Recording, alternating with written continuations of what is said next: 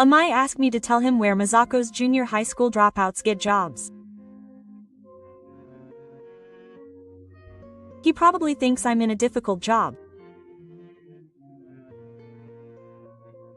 Then, I heard a voice from behind me saying, "Isn't that right?"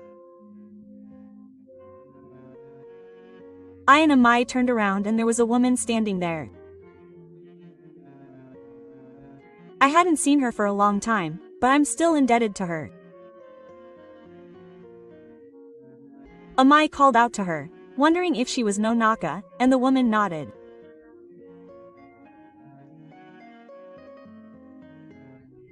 My name is Todo Sakuya. I'm 32 years old. I was born as the eldest son to a carpenter father and a housewife mother.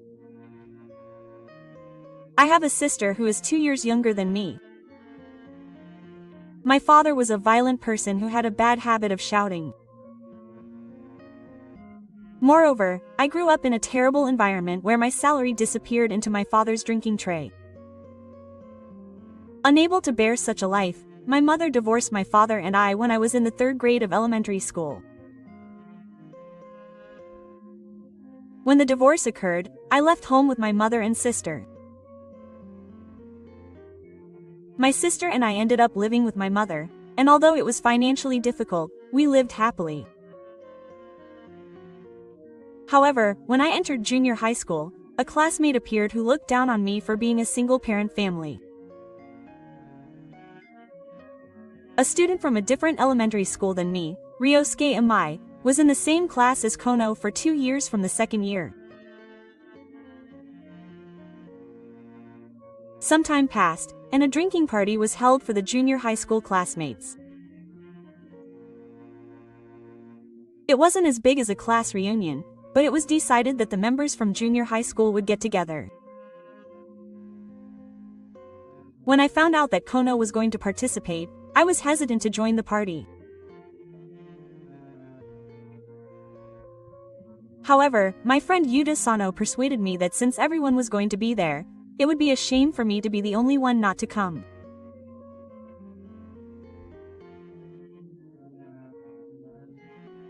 I wondered if everyone would really participate, since they were all busy working adults.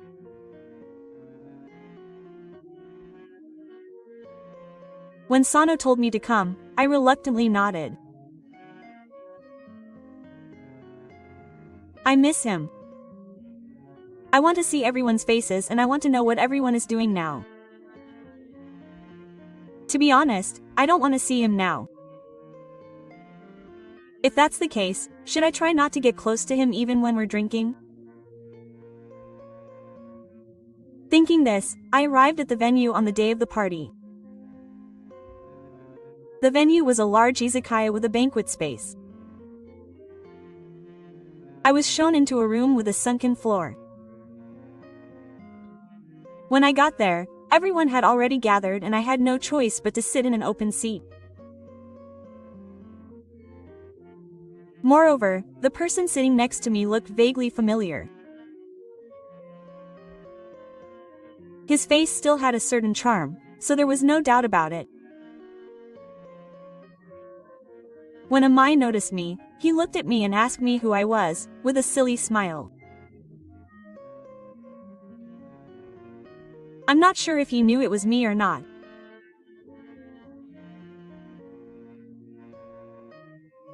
When I said I was Todo, Amai laughed and said, "Oh, that middle school dropout mama's boy."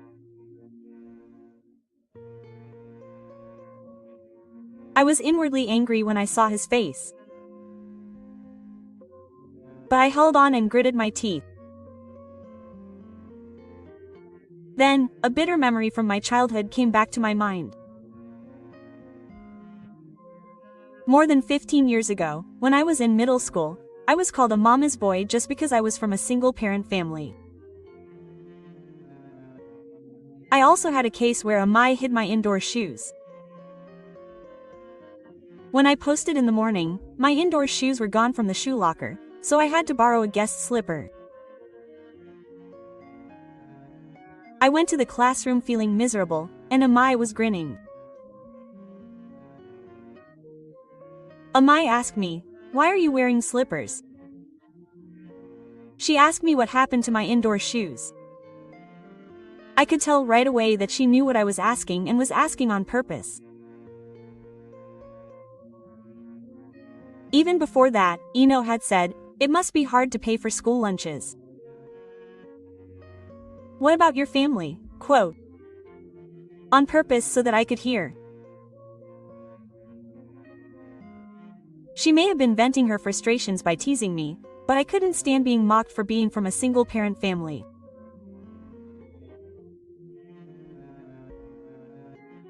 In the end, my indoor shoes were returned during the break that day. You were the one who hid them on purpose, weren't you? I asked her where they were. Then Ino readily said, "Here it is," and took out my indoor shoes from the cleaning supplies closet. I really wished she would stop harassing me like this.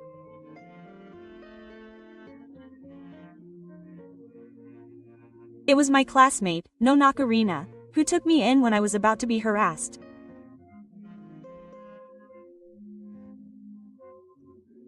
She was the one who took me in when I was teased for being a mama's boy and clinging to my mother.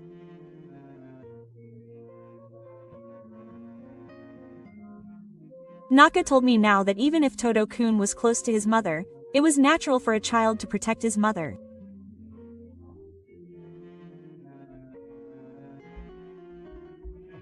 I thought it was strange for a guy to be taken by a girl, but I was still happy. After that, I had to take the entrance exams, and the harassment from Amai had stopped before I knew it. However, Amai was just busy studying for the exams and didn't have time to spend with me, but Amai entered the top prefectural high school, and I graduated from junior high school and went to work at a factory. I was the only one in my class who didn't go to high school. That alone would have made me a target of teasing at school. However, after graduating from junior high school, we never met. It's a shame that I couldn't go to high school, but it can't be helped considering my upbringing. I worked hard at the factory. After that, we went through various things and became rough on each other. Amai, who is now 32 years old, grins and asks me how I'm doing.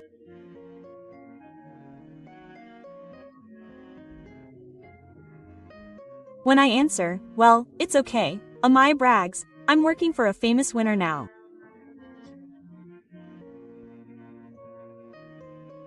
He even has a triumphant look on his face. The signature he told me was from a famous winner in Japan. I hear that it's a company that job hunting students aspire to. I can understand why Imo wants to brag about it. When I said that it was amazing, he looked even more satisfied.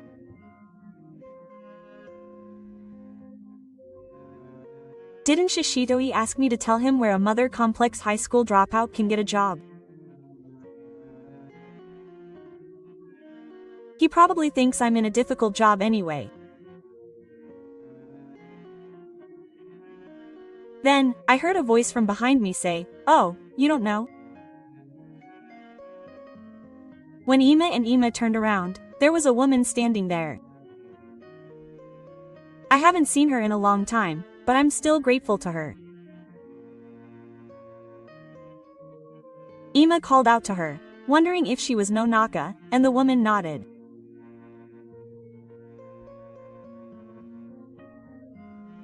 "It's been a long time," said Ima, "and it was Rina, who once helped me." Ima said, "Then where on earth is it?"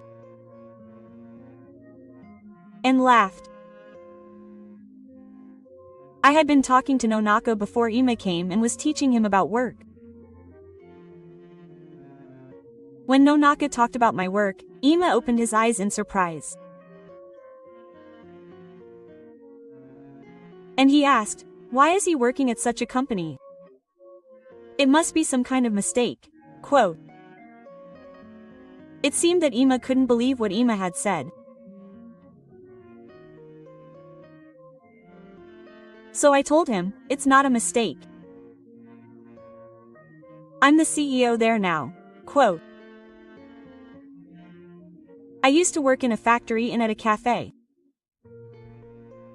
Working 2 jobs was hard, but I think it was fun.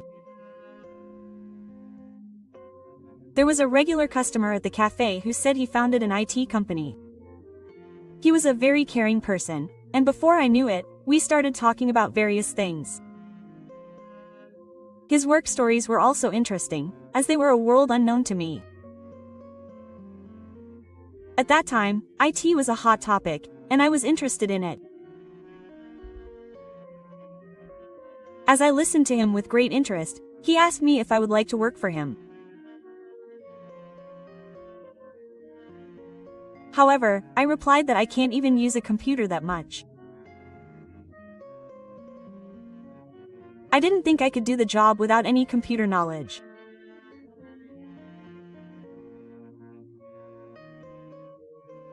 However, I thought that he was the type of person who could learn anything quickly if they had the motivation to learn. I like my work at the factory and the cafe. However, the man's invitation made me want to try something new.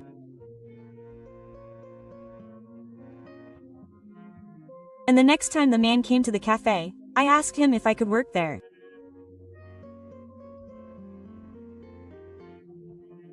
I'm sorry for my previous workplace, but I took a new step. It seems that I was good at learning computer work, and I learned how to operate it quickly. From then on, I mastered the technology like a fish in water, and showed my prowess in the IT industry. Although he did not reveal his real name or photos, he was even featured by an economics expert. My current company is also related to IT, but it is probably not as large as mine. The man I met was the CEO of the company I joined. After some time, when I was 30 years old, he handed me the CEO position. That shows how much he expected of my abilities. Now, at the drinking party, he told me that he was the CEO, so it was obviously a lie. Don't lie. I was shocked and said, don't call me a liar, and took out my business card and handed it to him. When he saw my business card, he opened his eyes as wide as he could and muttered, are you serious? At that time, I felt like I had done it.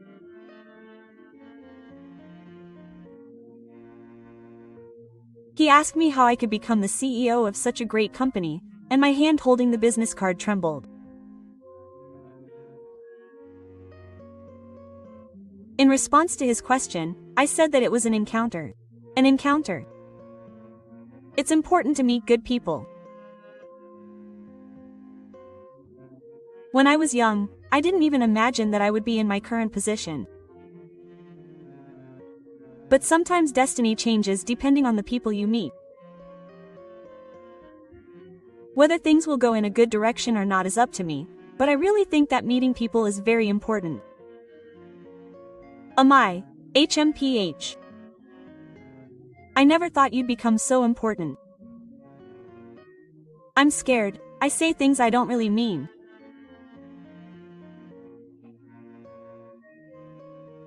I threatened him a little, saying that I could destroy your company with my power.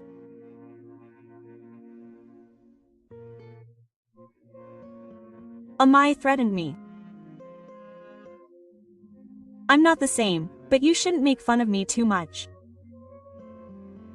You've been recruited into a good company, after all. When I said that, he gritted his teeth and looked like he was about to grab me. Rena said, stop it, in this kind of place. The other members were also bright and said, "Stop it."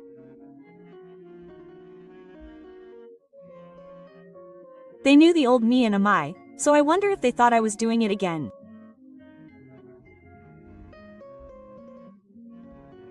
Anyway, don't underestimate me. That's all. Now, with a frustrated face, he spat out, "Remember that," and left the drinking party in the middle of it. Maybe what I said made him feel uncomfortable being there. After I left, a seat opened up and Nonaka sat down.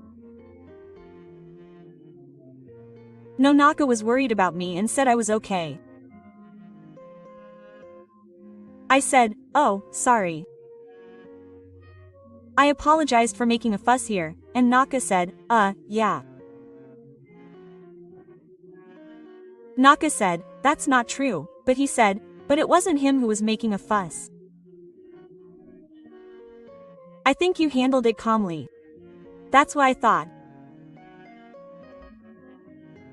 I guess it's reassuring to have someone on my side.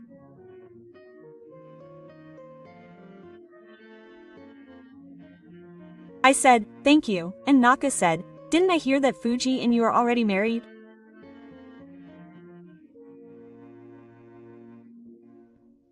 I replied, "No, not yet. This is quite something," laughing self-deprecatingly, and for some reason Nonaka looked relieved for a moment. And then I said, "Is that so?" I was confused and said, "I'm still single too." All I could say to Nonaka's words was, "That's right." At that time, I didn't have any special feelings for Nonaka. I didn't understand her intention in telling me that she was single.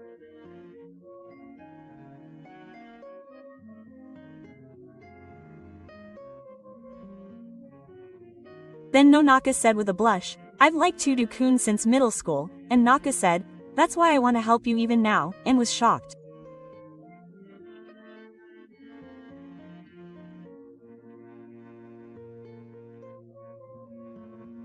She continued, "I helped you because you were Tudu-kun." I was troubled, thinking that it was uncool for a guy to be saved by a girl.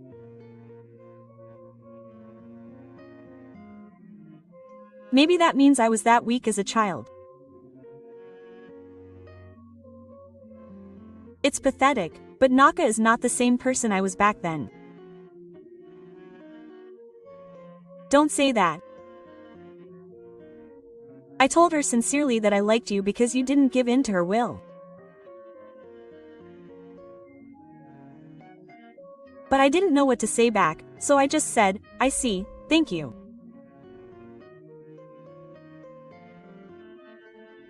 Then Nonaka said without hesitation, looking straight at me, "My feelings haven't changed even now."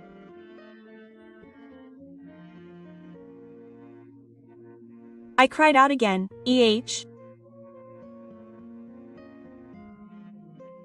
I've never been able to forget you. I thought you belonged to someone else, Naka said.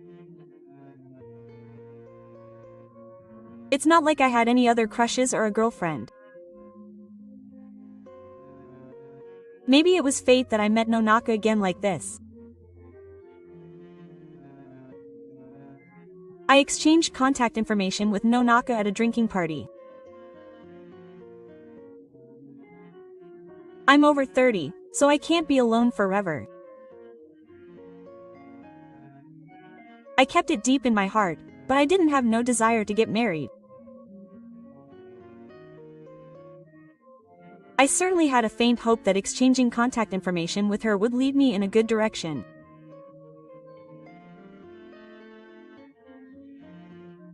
Later, I found out that my company had plans to consult with my current company, so I instructed my subordinate to decline the consultation. My subordinate said, "Are you sure?" It was supposed to be an important deal, but I had some circumstances, so it's no big deal, and laughed.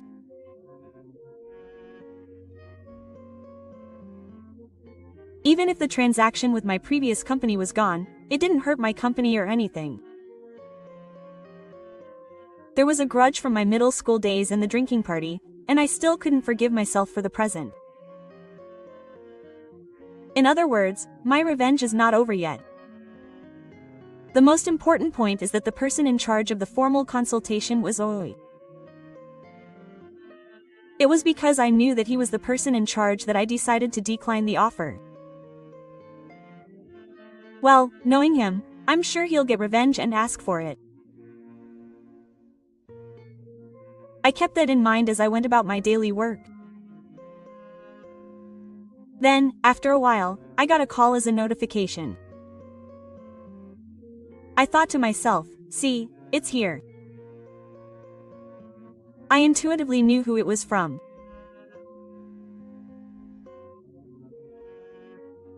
I don't usually answer calls, but I thought I had to answer on this day. It's a hassle, but there's no other way. When I answered the phone, I heard a voice yell, "Hey." He seemed to be very angry.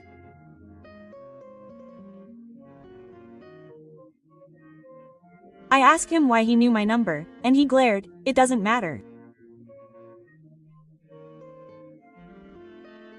He must have found out from one of his classmates anyway. He's not one of those people who would give out my number because I'm retreating against my will. I thought that he must have forced me to find out.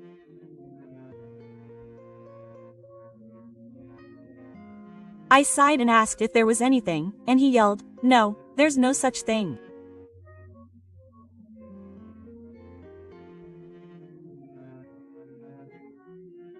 His voice was so loud that it almost hurt my ears, so I instinctively moved the phone away from my ears.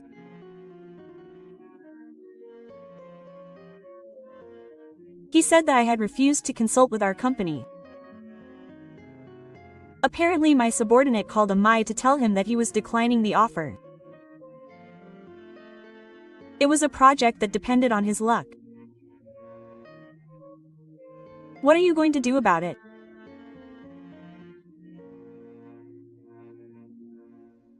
I said I don't care about that, and he said, "What?"